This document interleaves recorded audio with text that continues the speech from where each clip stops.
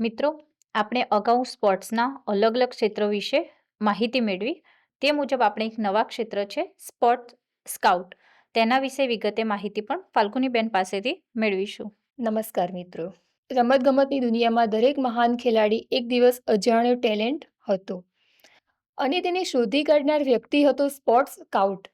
Sports scout એ એવો નિષ્ણાંત છે જે ભીડમાં છુપાયેલા ટેલેન્ટને ઓળખે છે અને તેને યોગ્ય મંચ સુધી પહોંચાડે છે. તેઓ મેદાન પર ખેલાડીઓના કૌશલ્ય, ફિટનેસ, વલણ અને સંભાવનાઓનું બારીકથી નિરીક્ષણ કરે છે.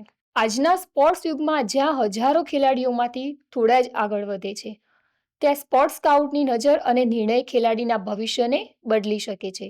તેઓ માત્ર ખેલાડી શોધતા નથી, પરંતુ રમતગમતના ભવિષ્યને ઘડતા મહત્વપૂર્ણ ભૂમિકા ભજવે છે. સરળ શબ્દોમાં વાત કરું તો સ્પોર્ટ્સ સ્કાઉટ એ તે વ્યક્તિ છે જે આવતીકાલના સ્ટાર ખેલાડીને આજથી જ ઓળખી લે છે. જી, તો ફાલ્ગુનીબેન, સૌ પ્રથમ એ જણાવશો કે સ્પોર્ટ સ્કાઉટ એટલે શું? જી દીપિકાબેન, સ્પોર્ટ્સ સ્કાઉટ એ એવો વ્યક્તિ છે જે વિવિધ રમતોમાં પ્રતિભાશાળી ખેલાડીઓ શોધે છે. તેઓ ખેલાડીઓની કુશળતા, ફિટનેસ અને પ્રદર્શનનું નિરીક્ષણ કરે છે. ત્યારબાદ તે ખેલાડીઓની ટીમ, ક્લબ અથવા સંસ્થા સુધી ભલામણ કરે છે. જી, જે સ્પોર્ટ સ્કાઉટ છે તેમની કામગીરી શું હોય છે અને તેઓ ક્યાં કામ કરે છે?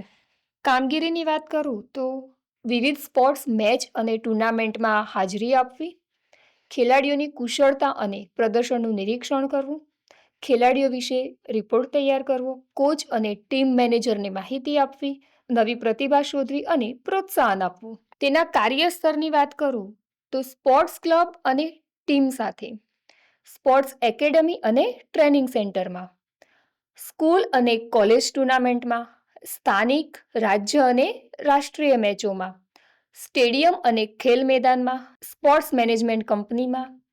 ટૂંકમાં વાત કરું તો સ્પોર્ટ્સ સ્કાઉટ મેદાનમાં જઈને ખેલાડીઓને શોધે છે અને તેમને આગળ વધવા માટે તક આપે છે. જી, તો જે સ્પોર્ટ સ્કાઉટ હોય છે તે બનવા માટેના જે જરૂરી વ્યક્તિગત ગુણો હોય છે તે કેવા હોય છે તે વિશે જણાવશો?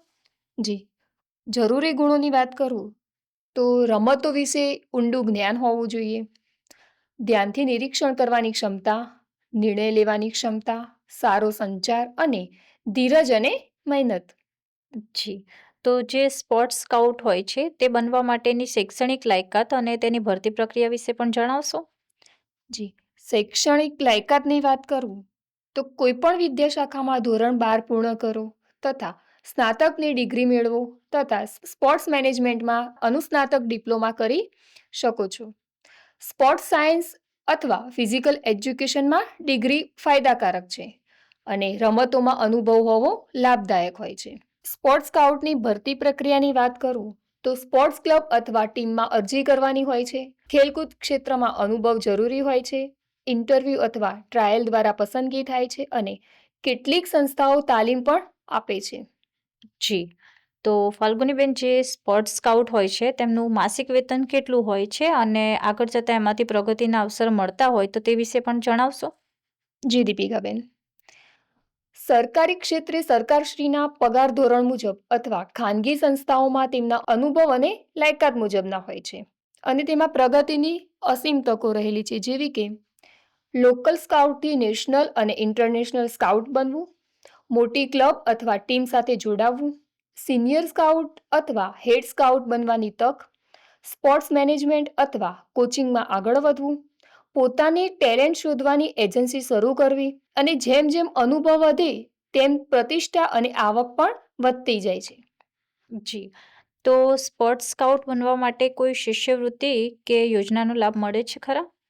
જી, શિષ્યવૃત્તિ માટે રાષ્ટ્રીય શિષ્યવૃત્તિ પોર્ટલ, સ્કોલરશિપ પોર્ટલ અને શૈક્ષણિક લોન મેળવવા માટે પીએમ વિદ્યાલક્ષ્મી પોર્ટલથી માહિતી મેળવી શકો છો.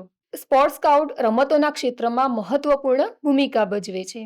તેઓ નવી પ્રતિભા શોધીને ખેલાડીઓને આગળ વધવામાં મદદ કરે છે. આ ક્ષેત્રમાં રસ હોય તો સારા કેરિયર બનાવી શકાય છે.